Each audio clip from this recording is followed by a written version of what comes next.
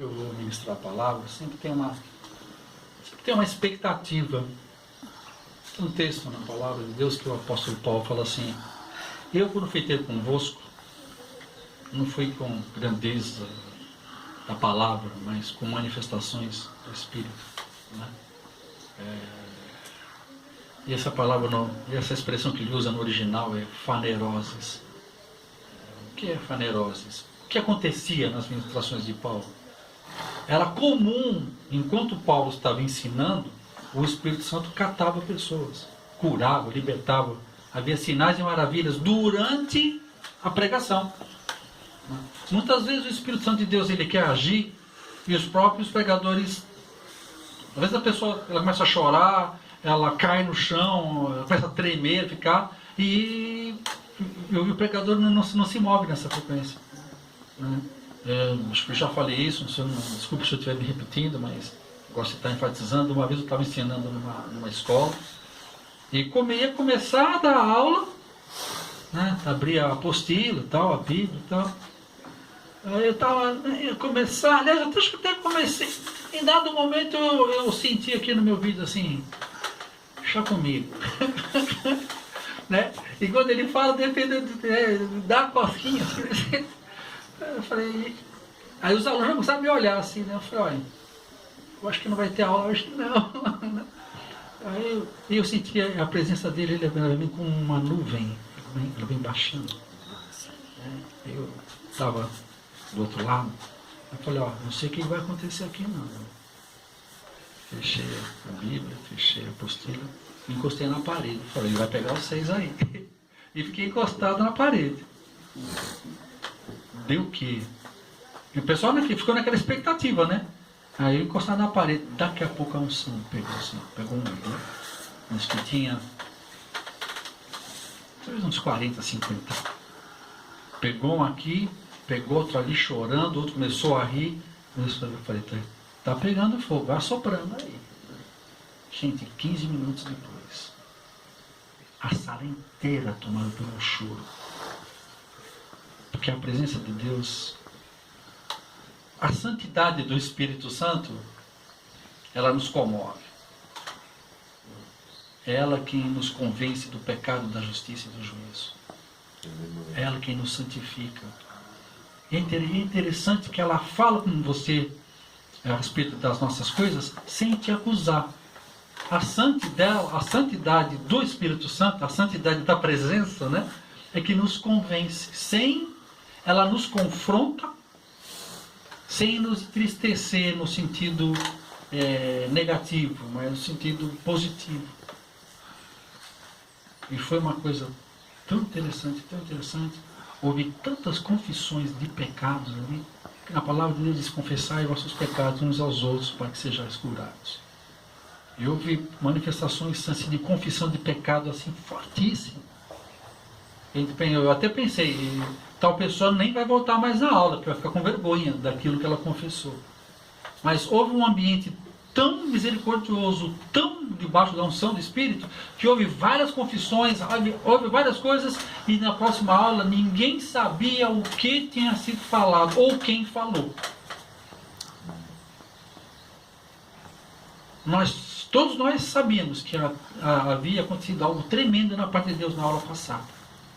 Mas ninguém não estava sendo filmado, ninguém sabia o que falou, ou quem falou, o que. Sabe? Ficou algo tremendo. Então eu ando sempre nessa expectativa. Então eu falo para o Espírito Santo: fique à vontade. O Espírito Santo ele só vem onde ele está em todos os lugares. Ele é onipresente, onisciente, onipotente. Mas ele espera sempre um sim. Ele é um cavalheiro. Então eu falo para ele: tu tens sempre a liberdade. Eu nunca peço para Deus me usa, porque eu sei que ele vai me usar. Ele usa até um jegue, um jumento. Eu falo para ele: me ensina a não te atrapalhar, porque usar ele usa qualquer um. A minha prioridade é eu me preparar para eu não atrapalhar, porque quanto mais eu sei, não é que mais eu faço, quanto mais eu sei, menos eu atrapalho. Porque ele não precisa de mim para nada, a não ser que eu venha não entristecer o Espírito Santo, né? Bom, hoje, meus amados, nós vamos começar um tempo novo, né? Graças a Deus, uma casa nova, um tempo novo, compartilhar com vocês as bênçãos que Deus tem me dado. Tivemos aí algumas reuniões, todos que sabem, que na igreja que eu sou, na Renovação em Paz, o ano passado teve um curso de um ano de cura e libertação, da pastora Joana, do pastor Neuvaldo, e esse curso chegou ao final. Tivemos a formatura, aliás, foi algo maravilhoso. Parabéns à pastora Joana, ao pastor Neuvaldo, pela excelência que eles concluíram essa matéria. E fecharam com a festa, foi algo muito, muito, muito requinte, muito bem feito. Algo assim de filho de Deus mesmo, maravilhoso. Mas, enfim, ela encerrou esse ciclo. Mas continuou nos irmãos, nas irmãs, uma fome, uma sede da palavra. Né? E baseado nisso e em outras coisas, eu acho que eles estão voltando para Tocantins, ou eles vão na sequência de abrindo escolas. Nós decidimos dar sequência na escola. Então agora, a partir do dia 2 de setembro, nós damos continuidade à escola. Né? Então essa escola será realizada lá na Renovação em Paz.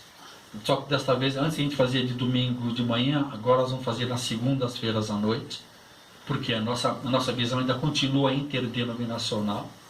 Então nós pensamos que segunda-feira é um dia neutro, né? Geralmente as igrejas não funcionam, não tem cultos às suas segundas-feiras. Então é um dia que tanto pastor, presbítero, diácono, qualquer pessoa das igrejas pode participar, porque segunda-feira é um dia neutro, não atrapalha ninguém.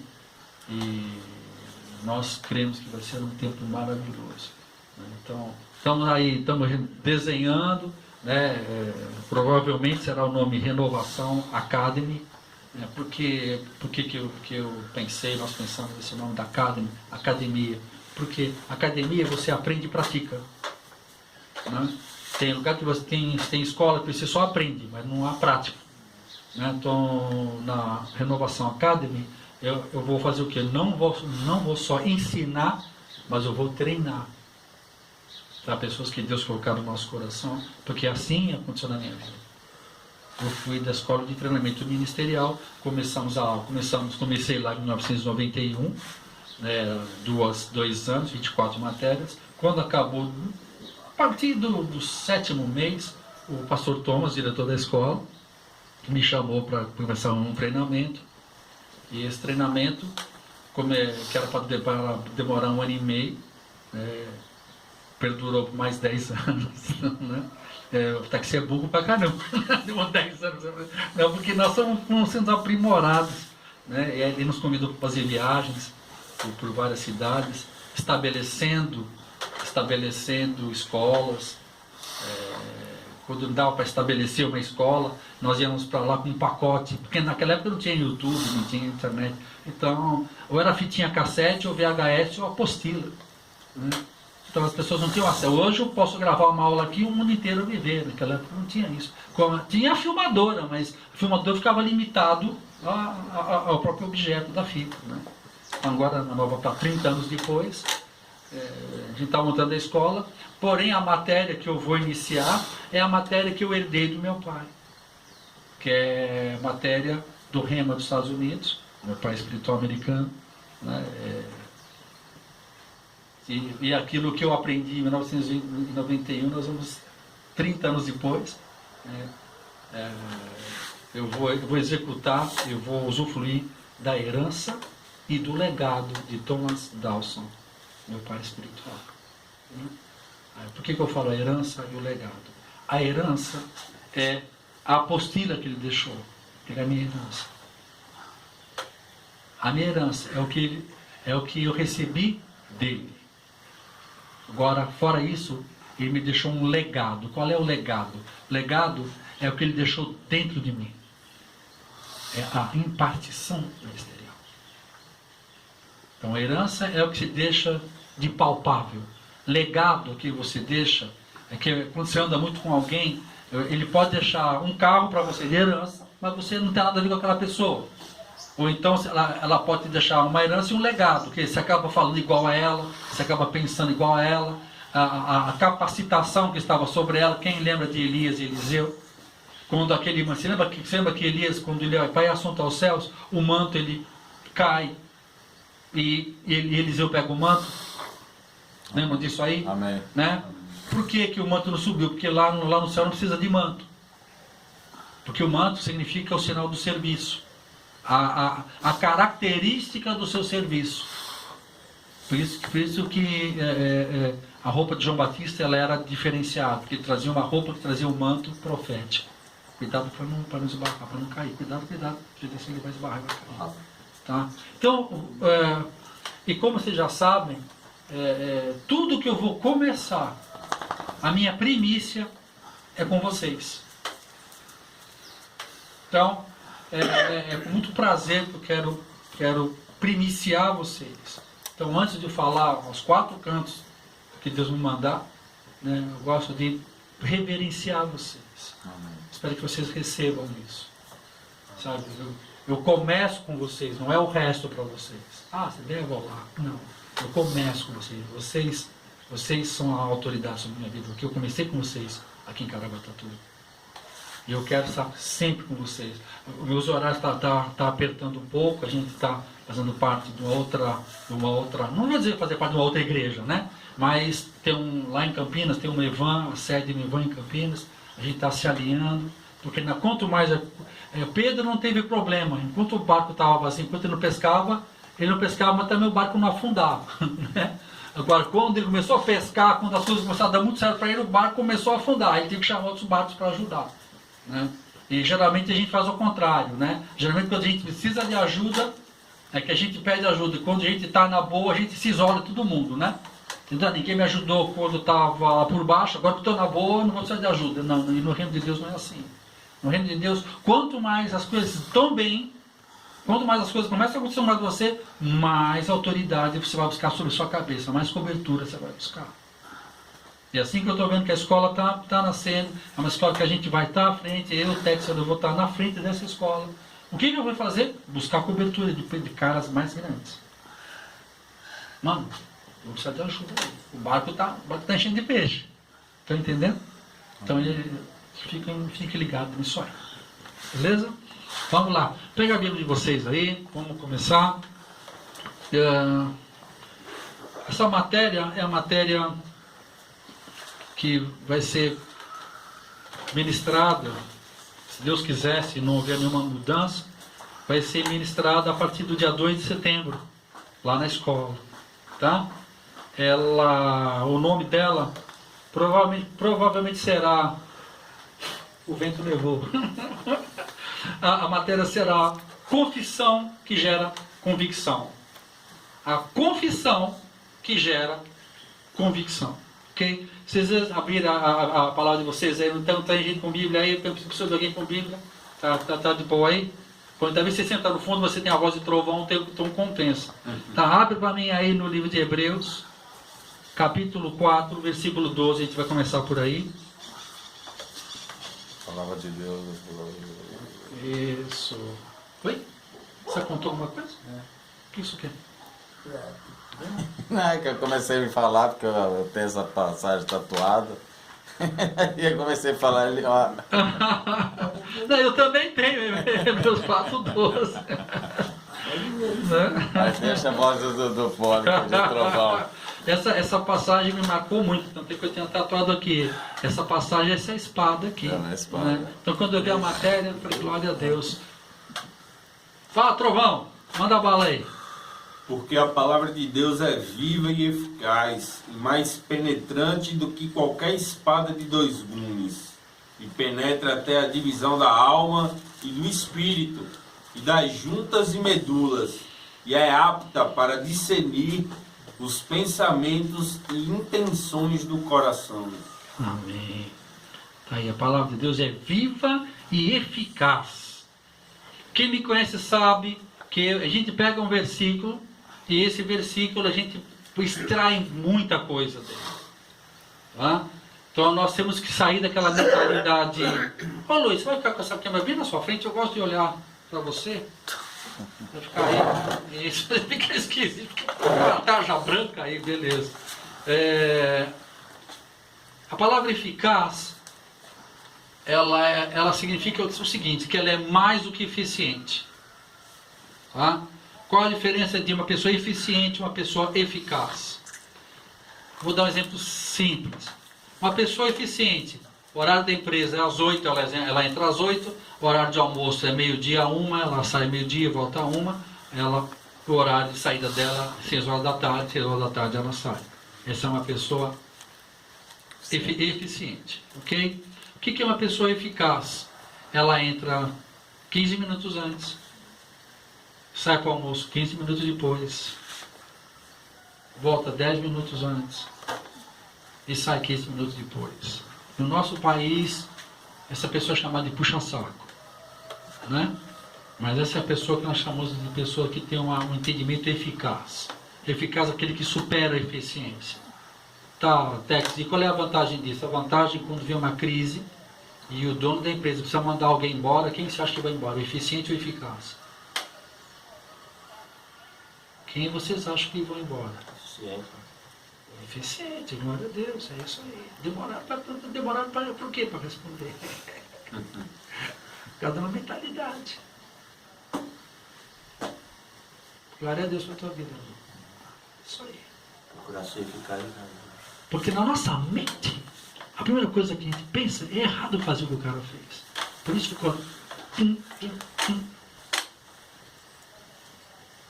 Pensa, quem anda assim, é isso que Jesus falou. Chegar do reino. Chegar do reino de Deus. Pede para andar 1 milha, anda 2. Te bate na direita, oferece a esquerda. Ele está falando o que? Da eficácia superando a eficiência. É chegado o tempo da manifestação de gente que é eficaz, ou seja, mais do que eficiente. Tá? Então a palavra de Deus é viva e eficaz. E mais poderosa. Lê de novo aí, Trovão. Tá fácil aí? Tá. Por favor. Eficaz, mais penetrante do que qualquer espada de 2 gumes e penetra até a divisão da alma e do espírito e das juntas e medulas e é apta para discernir os pensamentos e intenções do coração. Amém. Só para vocês terem uma ideia, existe uma matéria só baseado, falamos num tempo que eu estava estudando lá na escola, foram 1 mês, 2 meses só estudando esse versículo. Para você ver a potência que tem isso aqui. Tá? Então é lógico que a gente não vai fazer isso, mas só eu quis começar com isso, como começar com vocês e começar na escola, para vocês entenderem a profundidade do que está escrito aqui. Muitos de nós ficamos na superficialidade dela. Mas nós estamos sendo convocados a entrar na profundidade e não ficar somente na superficialidade dela. Ok? Então, uma outra expressão que a gente tira daqui, qual é? Apta para dividir. Essa palavra dividir, no original é merismos. No original grego, essa palavra é merismos. O que é merismos? A palavra de Deus, ela tem a capacidade de trabalhar no nosso espírito, na nossa alma e no nosso corpo, que é onde eu paro, abro um parêntese. Nós não podemos esquecer, quando Deus fala, façamos o homem a nossa imagem e semelhança, que é o nosso reflexos, Ele está falando o quê? Vocês vão ser trinos como nós somos trinos, Deus Pai, Deus Filho e Deus Espírito Santo, ok? Então são 3. Então da mesma maneira como eles são 3, nós somos 3. Então a palavra de Deus, ela é viva e eficaz e mais poderosa que qualquer espada de 2 gumes. Talvez eu até vou comentar um pouquinho sobre essa espada de 2 gumes, porque Paulo está falando do ponto de vista de uma comparação, de uma analogia, que é exatamente essa espada que eu tatuei. Ele está falando dessa espada, que foi uma arma poderosa contra o exército romano. Tá? Então teria que haver uma espada mais poderosa do que a espada de 2 gumes, que a espada romana era a espada de 2 gumes. E essa espada de 2 gumes de Roma estava dominando todo o mundo conhecido. Então, eles tinham que preparar uma arma que fosse superior. Que inventaram essa espada chamada cimitarra. Que essa arma, a forma de ataque dela é diferente da espada romana. Tá? Talvez até a gente fale sobre ela. Se eu esquecer, vocês me dão um toque. Espírito, alma e corpo. A palavra de Deus, quando eu escuto a palavra de Deus, o que ela faz? Ela salva o meu espírito, santifica a minha alma e mortifica a minha carne. Mortificar aqui é colocar debaixo de domínio. Que Deus se interessa pela minha carne, Deus ama a minha carne. Nós devemos amar a nossa carne. A gente não pode dar vazão para ela. Ela tem que ser submissa à psique humana, à nossa alma, que por sua vez vai estar submisso ao nosso espírito, que por sua vez é submisso à palavra e ao Espírito Santo de Deus. Quando há em nós esse alinhamento, nada consegue nos tirar do centro da vontade de Deus. A maioria dos problemas que nós temos, a maioria das nossas depressões, a maioria das nossas ansiedades, dos nossos problemas, são justamente pelo fato de quê? Deixa eu só fechar isso aqui. Somente pelo fato de que nós estarmos desalinhados. O Espírito Santo, o meu espírito, minha alma e meu corpo. Quando isso está nessa trajetória, está nesse alinhamento, eu ando com Deus, eu prevaleço sobre todas as situações que vêm à minha frente. Ok? Então vamos lá. Fala um pouquinho dessa espada. Por quê? Só por uma questão ilustrativa. Por que fala isso? A espada romana, eles atacavam o seu oponente aqui. Quando fala espada de dois gumes, está falando qual é a essência para nós, a espada de dois gumes? A espada que ela mexe. A palavra de Deus serve tanto para mexer com outras pessoas, para atacar, como para defender. Então esse é um conceito, ataque e defesa. Esse é um conceito romano de luta. Agora, nesse conceito eles estavam superando todos os exércitos. Mas aí os árabes, que estavam vendo o avanço romano, falaram, a gente precisa preparar um armamento diferenciado. Aí eles criaram essa arma chamada cimitarra. Como é que funciona essa espada? Essa espada, ela tinha na ponta, ela tinha esse formato assim, né? E na ponta ela tinha uma ponta, tipo um gancho. Então como é que ela funcionava? Quando o soldado romano vinha nessa posição para atacar, o soldado romano estava aguardando que a espada árabe ia bater espada com ele. Na combinação de aços e ferros que eles tinham lá, a espada deles é muito poderosa, quebrava as outras. Mas só que os árabes fizeram uma espada que não era para lutar assim. Essa espada da cimitarra, quando o romano abria assim para fazer isso, ele vinha com essa espada e enfiava aqui, puxava e puxava para fora. Que é a técnica que hoje nós chamamos que é a técnica de baioneta. Foi mais ou menos isso que aquele cara que tentou matar o Bolsonaro fez. Ele não deu uma facada somente. Ele torceu e puxou. Aquilo ali é um treinamento para fazer aquilo. Por quê? Entra, puxa o que está dentro para fora. Não é isso que faz a baioneta? Não é essa a tática de ataque? Então, a palavra de Deus, ela é viva e eficaz, e mais poderosa do que a espada romana, e apta para fazer o quê? Exatamente isso. A palavra de Deus, a gente vai ouvindo a palavra, ela tem a capacidade de entrar em nós, separar o nosso espírito da nossa alma, trabalhar com cada área das nossas vidas e colocar para dentro novamente e nos entregar puros perante o mundo e perante Deus. Esse livro é o único livro que tem essa capacidade. Isso foi uma das primeiras conclusões que eu cheguei. Quando eu nasci de novo, eu fiquei tão faminto, tão sedento de conhecer, que assim no prazo de um ano e meio, eu estudei 56 religiões mundiais. Eu queria saber, estudar. E eu percebia que todas elas haviam uma falha. Ou ela mexia na questão espiritual do homem, mas não mexia na questão almática, ou mexia muito na questão almática, mas não mexia na questão espiritual.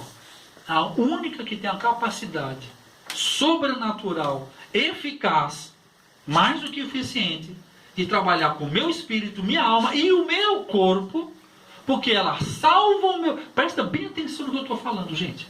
Ela salva o meu espírito, não minha alma.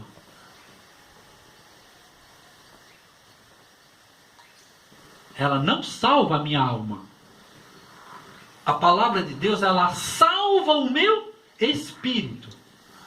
E a minha alma, Tex, ela santifica. Ou melhor, nós santificamos.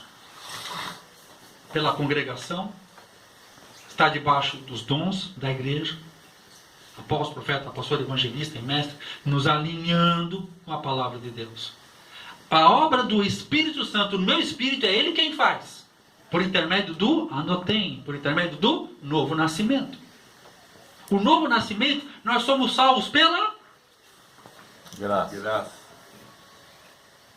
mediante a fé. Então, o que é graça, gente? Quem sabe definir o que é graça? Favor imerecido. Um favor imerecido, ou seja, obra não humana. Que tem gente que confunde, que pensa que é salvo pela fé. Você não é salvo pela fé. Nós somos salvos pela graça. Não é nada que eu possa produzir na salvação da minha vida. Mediante a fé em Cristo Jesus, a qual me chama para as boas obras. Então eu sou... Há em mim o anotem. Você lembra que eu já ensinei isso? O mistério do novo nascimento, que as igrejas confundem muito isso. As igrejas falam que a pessoa tem que fazer um monte de coisa para ser salvo. Mentira! Tudo que eu tenho que fazer não produz em mim salvação, produz em mim santificação. Salvação é um milagre. Por isso que a primeira coisa que a gente falou, salvação não tem nada a ver com igreja, não tem nada a ver com não beber, não fumar, não tem nada a ver com isso aí, isso é obra da alma. Isso nós vamos ter que tratar com isso depois. Muitas vezes as pessoas se perdem, elas pensam que por intermédio da sua santificação, elas vão alcançar a salvação. Quem é que incita a gente a pensar dessa maneira? Satanás. Satanás quer que você se santifique para ser merecedor da salvação. Ele sabe que você não vai conseguir. Justamente Deus te salva para andar com você, para ser o seu auxiliador no seu processo de santificação. E os meus primeiros 5 anos andando com Deus, quem pregou para mim não sabia isso. Ele fazia confusão de espírito e alma. Ele pensava que espírito e alma era a mesma coisa. Então quem é que ia me ensinar? Quem é que ia me discernir uma coisa? Essa hora assim, eu estava pregando o evangelho. Gente, sinais e maravilhas aconteciam pelas minhas mãos. Dava 8 horas da noite, eu entrava no meu quarto, tocava de roupa e ia para as bocas. No outro dia, eu chegava de madrugada em casa, detonado. Eu falava, eu não sou crente. Por que eu faço essas coisas? Eu amo a Deus. As coisas aconteciam, eu pregava o evangelho. Eu morava numa casa, a minha sala tinha 3x4. Chegava numa tarde de semana, chegava a ter 30, 40 pessoas lá, cara. Enchia a rua assim de gente que vinha, por causa dos sinais e maravilhas que aconteciam enquanto eu pregava. Ao mesmo tempo que eu fazia isso, 2, 3 horas depois, eu estava naquela fissura, e enquanto eu não fosse lá pro centrão, né? Eu sou de São Paulo, para saciar aquilo. E minha vida era um pé no céu, outro pé no inferno. E eu não sabia, ninguém me dava informação. Até que eu fui para a escola. Quando eu fui para a escola, que eu comecei a frequentar essa aula aqui, o professor me ensinou que a minha salvação, eu estou salvo, porque a salvação acontece no meu espírito. Agora, a minha alma, eu preciso de cura, libertação, precisava de libertação, precisava dos processos. Aí comecei a entrar nos processos com Deus. Como foi importante para mim. E como eu quero deixar isso gravado para você que está ouvindo. Muitas vezes nós estamos tentando resolver a situação com as ferramentas erradas. Então, por diz a palavra no livro de João, capítulo 32, e conhecereis a e a verdade vos libertará. E a verdade vos libertará. Né? Então, conhecer a verdade é um processo. Esse verbo está no gerúndio. Conhecendo, indo, fazendo, ou seja, constantemente. Ele não tem Não tem fim, ok? Vamos lá. 2 Timóteo 3,16. Abre para mim, turma, por favor.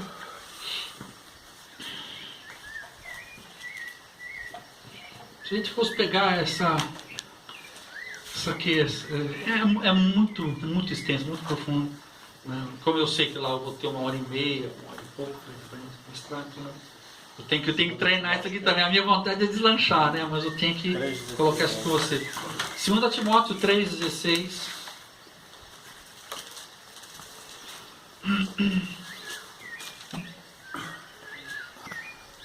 Deixa eu ler aqui enquanto isso aí.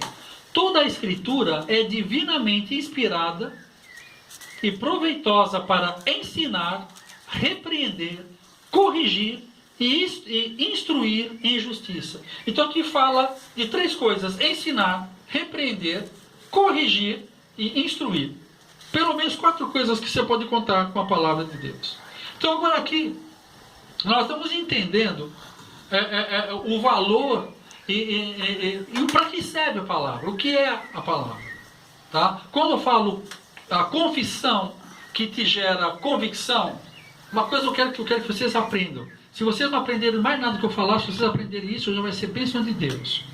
Vocês só vão viver o que vocês confessam, não o que vocês pensam. E você vive o que você fala, não o que você pensa. Quando você abre lá em Gênesis, capítulo 1, como é que Deus fala?